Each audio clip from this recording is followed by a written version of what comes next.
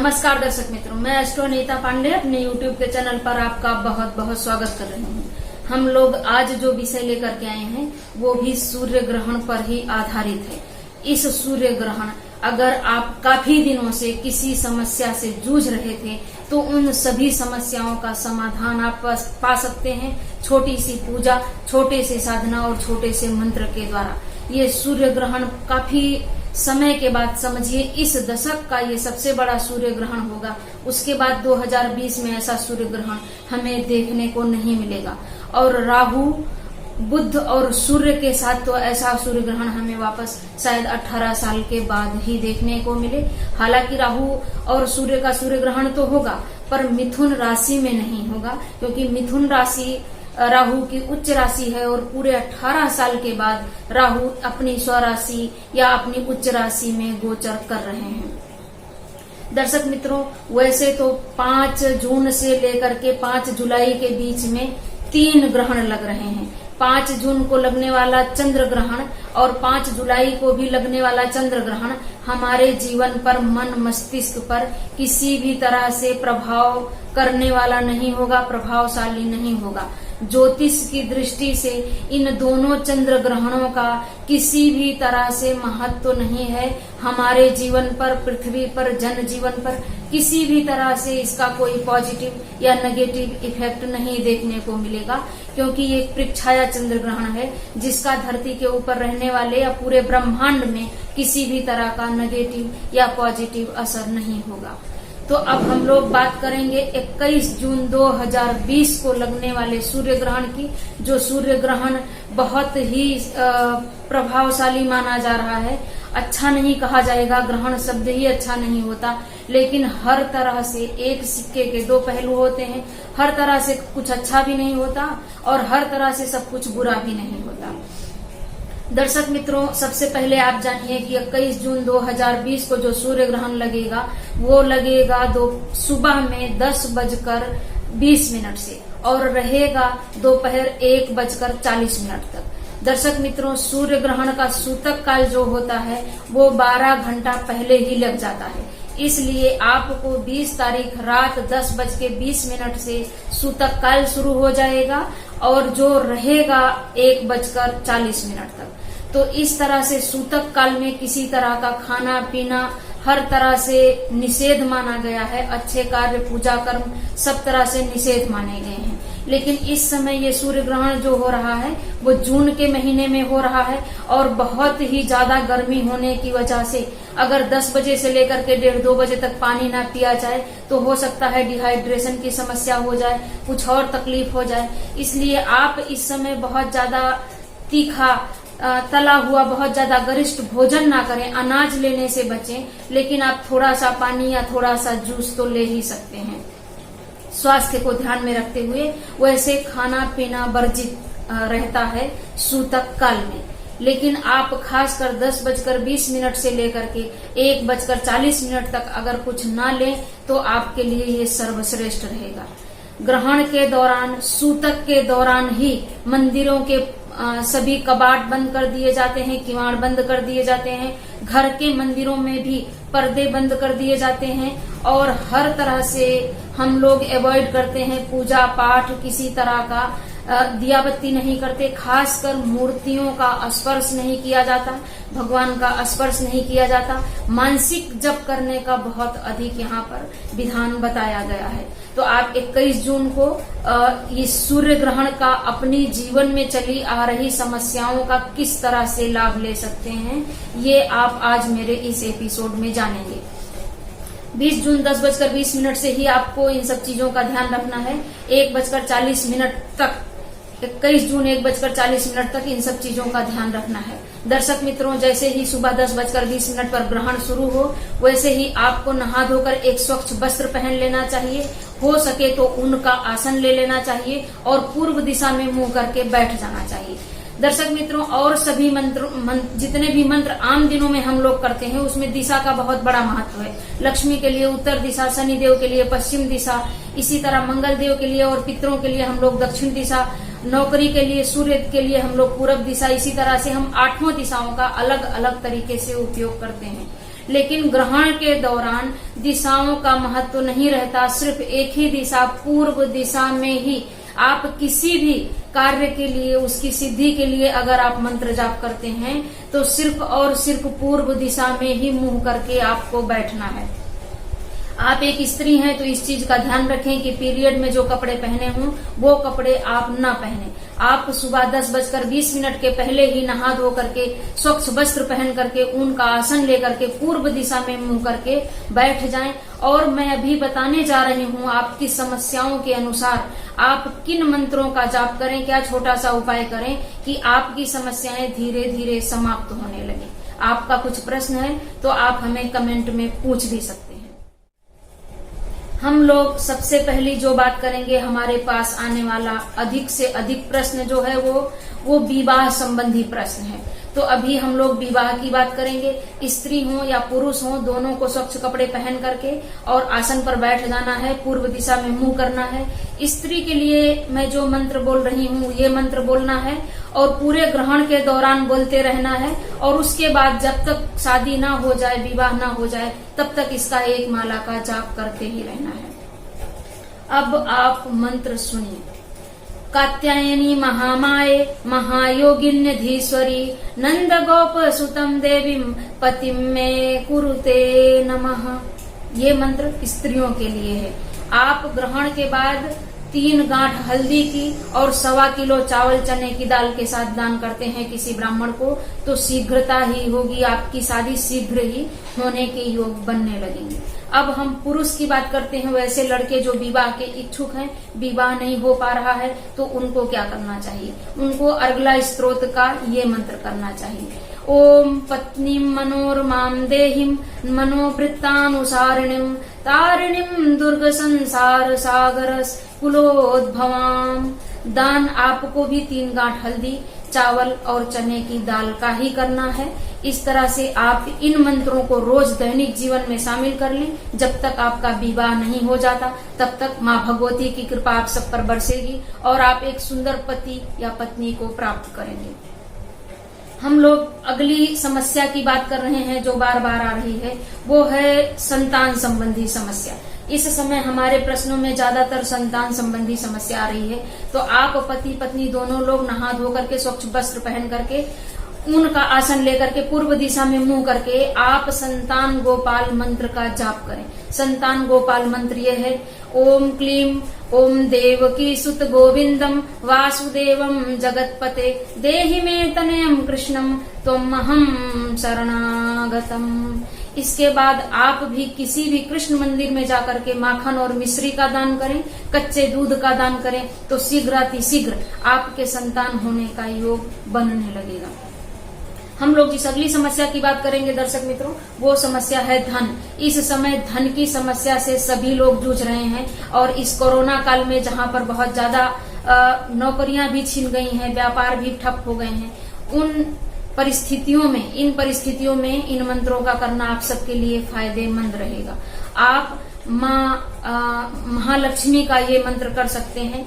आप वैसे तो एक गारंटी के साथ उपाय आपको बता रही हूँ। आप अगर पूरे ग्रहण के दौरान श्री सूक्तम ओम हिरण्यवर्णम हारिणीम सुवर्ण रजतस्त्रजाहम चंद्राम हिरण्मयीम लक्ष्मीम जात वेदो मावह 16 मंत्रों का श्री सूक्तम अगर पूरे ग्रहण के दौरान करते हैं और उसके बाद पूरे वर्ष निरंतर रोज 16 बार श्री सूक्त का पाठ करते हैं तो आपको धनपति होने से, आपकी इच्छा पूरी होने से कोई रोक ही नहीं सकता। कनक धारा स्त्रोत का भी पाठ कर सकते हैं और जो मैं मंत्र बता रही हूँ इस मंत्र का निरंतर जाप करते रहें। जब भी आपको धन की जरूरत है एक माला का जाप आप कर लें। ओम श्रीम ह्रीम क्लीम ऐम कमलवासिन्ये स्वाहा। इस तरह से आप अगर इस मंत्र का जाप करते हैं और उसके बाद चावल चीनी का दान करते हैं आप ग्रहण के बाद, तो आपकी धन की समस्या दूर होने लगेगी। हम लोग जिस अगली समस्या की बात करेंगे दर्शक मित्रों, वो समस्या है रोग। इस समय आप देखिए तो 99 व्यक्ति कहीं ना कहीं किसी न किसी तरह से रोग से पीड़ित हैं, तो आपको इस मंत्र का प्रयोग करना चाहिए। ओम रोगान शेषांस पाहांसि तुष्टा रुष्टा तु कामान सकलान भ्रष्टान त्वमाश्रितानां न विपन्नराणां त्वमाश्रितं हास्यतं प्रयन्तिम्। इसका आप ग्रहण के दौरान जप करें और रोज एक माला का जप करें तो कितना भी बड़ा रोग हो धीरे धीरे समाप्त हो जाएगा। ग्रहण के बाद आप मधु का दान करें तो आपके लिए अच्छा रहेगा। इसके बाद हम लोग जिस अगली समस्या की बात कर रहे हैं वो समस्या है भय। ज्यादातर लोग ऐसे सोते हुए डर जाते हैं, भय में रहते हैं। तो किसी भी तरह के भय व्याप्त है अगर आपके ऊपर तो उस समस्या का समाधान करेगा ये मंत्र। ओम नमस्तेस्तु महारौद्रे महाघोर पराक्रमे महाबले महोत्साहे महाभय विनाशिनीम। इस मंत्र का जाप करेंगे आप लोग और इसके बाद काले तिल का आप अगर दान करते हैं ग्रहण के बाद और रोज एक माला का जाप करते हैं तो आपके लिए सर्वश्रेष्ठ रहेगा। हम लोग जिस अगली समस्या की बात करते हैं वो है सर्व प्रकार की बाधा। किसी भी तरह की बाधा अगर आपके जीवन में आ रही है तो आप उस बाधा को किस तरह से अपने जीवन से भगा सकते हैं, दूर कर सकते हैं, एक सुखी जीवन जी सकते हैं, आप इस मंत्र के द्वारा जानेंगे। ओम सर्व बाधा विनर्मुक्तो धन धान्यम सुतान्वितम मनुष्यो मत प्रसादेन भविष्यतिम न संशयम। इस तरह से आप बाधा को दूर कर सकते हैं। काली उर्द की खिचड़ी का दान आप इस मंत्र के जाप के बाद करेंगे तो आपकी हर प्रकार की बाधा धीरे धीरे दूर हो जाएगी। दर्शक मित्रों, हम लोग जिस अगली समस्या की बात करेंगे वो है शत्रु बाधा। इस समय आप देख रहे हैं कि ज्यादातर लोग शत्रु बाधा से पीड़ित हैं क्योंकि लोग जो हैं वो खुद का अच्छा करने में नहीं दूसरे का बुरा करने में ज्यादा लगे हुए हैं। तो आप शत्रु बाधा के लिए इस मंत्र का जाप कर सकते हैं। ओम ह्रीम शत्रुनाशाय फट, ओम ह्रीम शत्रुनाशाय फट। लेकिन किसी का नुकसान करने के लिए अगर आप इस मंत्र का जाप करेंगे तो ये आपके लिए उल्टा ही फल देगा, आपको ही तकलीफ देगा। इसलिए समझ लें, शत्रु बाहुबली हो, आपको परेशानी देना चाहता हो, तकलीफ देना चाहता हो, तभी इस मंत्र का प्रयोग करें। इसके बाद अगली जो समस्या है वो है नवग्रह पीड़ा। अगर किसी ने भी आपकी कुंडली में ये बताया है कि 9 के 9 ग्रह आपको पीड़ा दे रहे हैं, 9 ग्रह से पीड़ित हैं, आपकी जन्म कुंडली अच्छी नहीं है, आप हर तरह से परेशानी झेल रहे हैं, तो आपको 9 ग्रहों का ये मंत्र करना चाहिए। ओम ब्रह्म मुरारी त्रिपुरांतकारी भानु शशि भूमि सुतो बुधश्च गुरुश्च शुक्र शनि राहु केतु सर्वे ग्रह शांति करा भवन्तु। इस तरह से सप्त धान्य अगर आप जाप करने के बाद सप्त धान्य का दान करते हैं या पंछियों को डालते हैं तो 9 ग्रह की पीड़ा 1 वर्ष के अंदर आपकी एकदम समाप्त हो जाएगी। आप एक सुखी जीवन जी पाएंगे। वैसे सर्व सामान्य सभी व्यक्तियों को 9 ग्रह की एक माला रोज जाप करना ही चाहिए। हम लोग जिस अगली राशि की बात कर रहे हैं, अगली समस्या की बात कर रहे हैं, वो समस्या है आत्मबल की कमी। हमारे पास जितने भी लोग आते हैं, ज्यादातर जितने भी यंग एज के लोग आते हैं, वो सभी यही बोलते हैं मैं क्या करूं, कुछ समझ में नहीं आ रहा है, माइंड वेवरिंग हो रहा है, हमारे आत्मबल में कमी है। तो आत्मबल की कमी के लिए आप सूर्य गायत्री का ये मंत्र प्रयोग करें, आदित्य हृदय स्त्रोत का भी पाठ करें, सूर्य गायत्री का ये मंत्र प्रयोग करें तो आपके लिए अच्छा रहेगा। ओम भास्कराय च विद्महे महातेजाय धीमहि तन्नो सूर्यः प्रचोदयात्। या आप गायत्री मंत्र का भी जाप कर सकते हैं, आदित्य हृदय स्त्रोत का भी जाप कर सकते हैं। इस तरह से रोज एक माला करने से आपके आत्मबल में अधिक से अधिक वृद्धि होगी। सूर्य नारायण को जल भी जरूर देना चाहिए आपको। अगली जो समस्या है वो है पितृदोष की। ज्यादातर लोग जो पितृदोष से पीड़ित हैं, कोई भी पंडित को कुंडली दिखाओ यही बोलते हैं पितृदोष। सबकी कुंडली में पितृदोष नहीं होता, लेकिन ये चलन हो गया है पितृदोष का। तो आप घर बैठे ही अपने पितरों के लिए शांति के लिए ये मंत्र जाप कर सकते हैं, निरंतर कर सकते हैं, ताकि आपकी पितरों को सद्गति मिले, उन्हें मोक्ष मिले। मंत्र देखिए दर्शक मित्रों। ओम श्रीम सर्व पितृदोष निवारणाय क्लेश धन सुख शांति देही देही फट स्वाहा।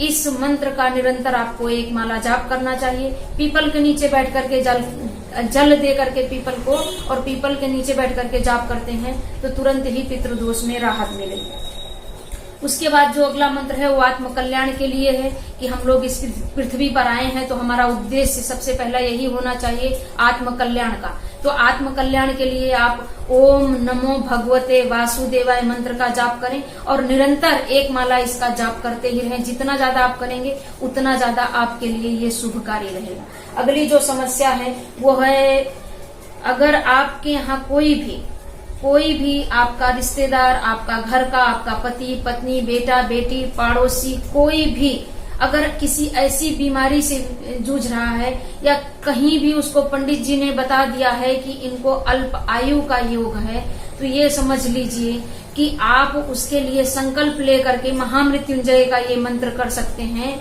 जिससे उनकी अल्पायु जो है वो पूर्ण आयु में बदल जाए, आपकी साधना सफल हो। क्योंकि भाव्य हुमेट सकल त्रिपुरारी, सकल अमंगल मेटनहारी, भाव्य हुमेट सकल त्रिपुरारी। जिसने भगवान शिव के इस मंत्र का जाप किया कभी भी उसके जीवन में अकाल मृत्यु नहीं आती। ओम हौम जूम सह ओम त्र्यंबकम यजामहे सुगंधिम पुष्टिवर्धनम उर्वारुकमेव बंधनान मृत्योर्मोक्षीयमामृता सा जूम हौम ओम। इस तरह से आपको महामृत्युंजय का जाप करना चाहिए, संकल्प लेकर के करना चाहिए। ये गारंटी है कि उस व्यक्ति को कभी भी अकाल मृत्यु नहीं आएगी, अकाल छू भी नहीं पाएगा। चलिए हम लोग जिस अगली समस्या की बात कर रहे हैं, ज्यादातर पेरेंट्स जो हैं वो बोल रहे हैं कि बच्चों का मन पढ़ाई में नहीं लग रहा है, इधर उधर भटक रहे हैं, मोबाइल में टीवी में ज्यादातर समय बिता रहे हैं, जड़ बुद्धि बच्चे हो जा रहे हैं, सुन ही नहीं रहे हैं। तो उन सभी के लिए माता पिता भी कर सकते हैं और अगर बच्चे करने के योग्य हैं तो बच्चे भी कर सकते हैं हनुमान चालीसा की इस उपाय का जाप। श्री गुरु चरण सरोज रज निज मन मुकुर सुधार, वरनहु रघुवर विमल जसु जो दायक फल चार। बुद्धिहीन तन जानिके सुमिरौ पवन कुमार, बल बुद्धि विद्या देव मोहे हरहु कलेस विकार। इस तरह से आप हनुमान चालीसा की इस चौपाई के द्वारा अपने बच्चे का सुंदर भविष्य बना सकते हैं। विद्या में, बुद्धि में बहुत तीव्रता आएगी और हनुमान जी की कृपा मिलेगी। आप निरंतर ग्रहण के दौरान इसका जाप करें और रोज एक बार हनुमान चालीसा का जाप करें या इस मंत्र का जाप करें तो आपके लिए अच्छा रहेगा। दर्शक मित्रों, कहीं कुछ त्रुटि रह गई हो तो आप कमेंट करके बता सकते हैं। इस सूर्य ग्रहण आनंद लीजिए। आनंद क्यों लेंगे? क्योंकि सूर्य जो है ना वो ज्योतिष शास्त्र में पिता के कारक हैं। पिता, सूर्य को ज्योतिष शास्त्र में हमारा पिता कहा गया है। तो सूर्य के इस समय राहु और चंद्रमा, सूर्य, बुध सभी 4 ग्रहों से ये सूर्य ग्रहण बन रहा है। उस समय बुध भी वहां उपस्थित रहेंगे। तो पिता मतलब सूर्य को जो तकलीफ हो रही है वो तकलीफ खुद के ऊपर, कोई भी पिता क्या करता है कि कितनी भी बड़ी से बड़ी तकलीफ हो वो खुद के ऊपर ले लेता है, लेकिन अपने बच्चों के ऊपर कभी आंच नहीं आने देता। ये सर्व समाज में विदित है, सर्व समाज का नियम है कि पिता बड़ी से बड़ी तकलीफ को झेल जाएगा लेकिन अपने ऊपर नहीं आने देगा। इसी तरह से ये जो सूर्य ग्रहण है, सूर्य देव अपने ऊपर सारी नेगेटिव एनर्जी झेल लेंगे लेकिन हम सबके ऊपर आंच नहीं आने देंगे। थोड़ा सा नेगेटिव प्रभाव पड़ेगा क्योंकि ग्रहण है। सूर्य जितना झेल सकते हैं उसके बाद जो आएगा नेगेटिव प्रभाव, उसके लिए हमें ये थोड़ा सा साधनाएं करनी चाहिए। सूर्य ग्रहण के दौरान की हुई साधनाएं, की हुई मंत्रों का 1 करोड़ गुना ज्यादा फल मिलता है, क्योंकि इस समय हमारी सुषुम्ना नाड़ी चल रही होती है। सुषुम्ना नाड़ी जो होती है उसका मतलब है कि हमारी दोनों नासिका चल रही होती हैं। जब भी हमारी दोनों नासिका चल रही हों उस समय हम जो मंत्र जाप करते हैं, जो किसी को आशीर्वाद या श्राप देते हैं, वो तुरंत ही फलित होता है। इसलिए जब हमारी सुषुम्ना नाड़ी चल रही हो उस समय हमें बोलने में खास ध्यान रखना चाहिए, मंत्र जाप ज्यादा करना चाहिए। और पूरे ग्रहण के दौरान सुषुम्ना नाड़ी चल रही होती है, इसलिए आपके द्वारा किया गया मंत्रों का जाप सीधे ईश्वर से, आपके आराध्य से आपको जोड़ देता है। किसी तरह का मूर्ति स्पर्श नहीं करना, दिया बत्ती नहीं करना, बस आपको जाप करना है। सूर्य सारी नेगेटिविटी लेकर के फिर हमें ढेर सारा आशीर्वाद अपना देने आए हैं। हम उनके लिए प्रार्थना करेंगे, हम खुद के लिए करेंगे। नमस्कार।